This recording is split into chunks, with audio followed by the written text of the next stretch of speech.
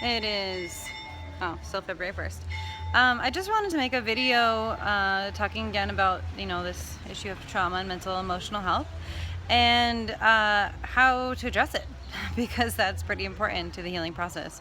So the number one tool that we all have instantly and readily available our entire lives is our breath. Our breath is basically like a remote control to our body. And so whenever you're feeling activated in any way, remember that you can always take deep breaths. If you take 5 deep breaths, when you're feeling overwhelmed, your emotions will change. Also remembering to grounding into the floor, sitting down, just feeling that connection to the earth. If you work with the energy system at all, you can visualize like literally a connection going from your torso down into the earth a few feet below, and that will help you just kind of feel back on this plane. For example, I just spent the afternoon online and watching, different things happening today with the raid of the small camp, and that just appeared today, I think. And anyway, it just brought stuff up, I'm like sweating, I feel like activated, I feel kind of like confused and guilty that I'm not there. I'm feeling like this kind of tightness in my stomach. And so I remembered, okay, let me just take a few breaths, breathe. And also it's really great if you can go for a massage. Massage is a way to get us back into our bodies, to release stress. Like I'm noticing my shoulders going up towards my ears. So that's a really great opportunity, as well as touch is really healing. So honestly, like you can just get a hug from someone that can help you and hold your hearts together for a few moments. Spending time with loved ones is really important. Like when you're feeling kind of shaken or out of it, just call a buddy, if you just go run errands together, but just, reach out and share time and space with someone else. Definitely, going to a therapist, a psychotherapist, and just processing and talking a little bit about what's going on with you, what happened when you were there, if that's, still coming up for you, and just going over like, oh, I'm noticing this about myself, That's not the only way. There's definitely other ways to address and express without the Western psychotherapy model. So, going to a sweat lodge is one of my favorite things. I think it's so healing, and I'm working on trying to make those, find ways to make those more available for people. So if you do work with the sweat lodge community in your area, perhaps you can post that under this video and, just try to get more people involved in those kind of communities that are practicing that really powerful prayer. Going out into nature, just go for a walk, go to a park, sit on the earth, hug a tree, it works.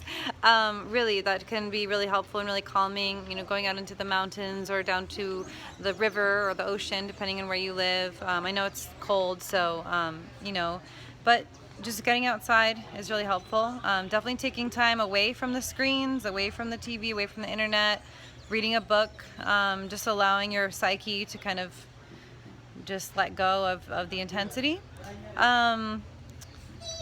Yoga, definitely always going to advocate yoga practice, doing the trauma-informed way and really noticing just the interior experience of your body. And I'll try to get a video of a class up at some point as well.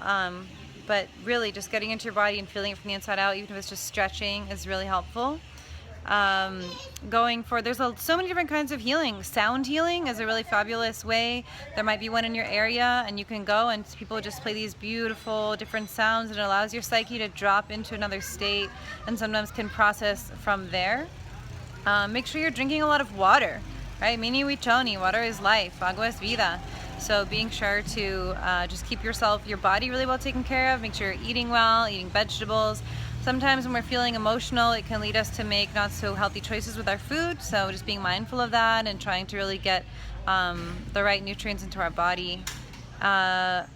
Being in community, going to an event, whether it be just like a local gathering, a potluck dinner, something like that. Just really getting together with other people can be really helpful. Staying away from substances. Staying away from, mind-altering experiences can sometimes be like an escape from what we are feeling, and ultimately doesn't help us work through what's bothering us. It kind of just puts it on hold, and sometimes at the cost to our own health. So just being mindful of that and honest with yourself about that. Prayer. That's the go-to. Just having that ability to know that everything that's happening is for a higher purpose, that we are protected, that we are guided, that there is a great spirit in whatever form that you see that and feel that, that is looking out for us and that will help us when we ask, whether that be the earth, whether it be any,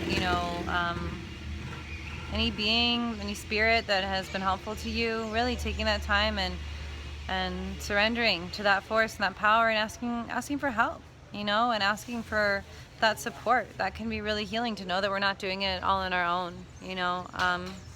I think that's was one of the most powerful pieces of the Standing Rock movement, and so it's important to keep that present in our lives every single day, even when we're not at camp. That's really, truly healing. If anyone has other ideas of how to address and work through different emotions that may come up, please post below. Thank you.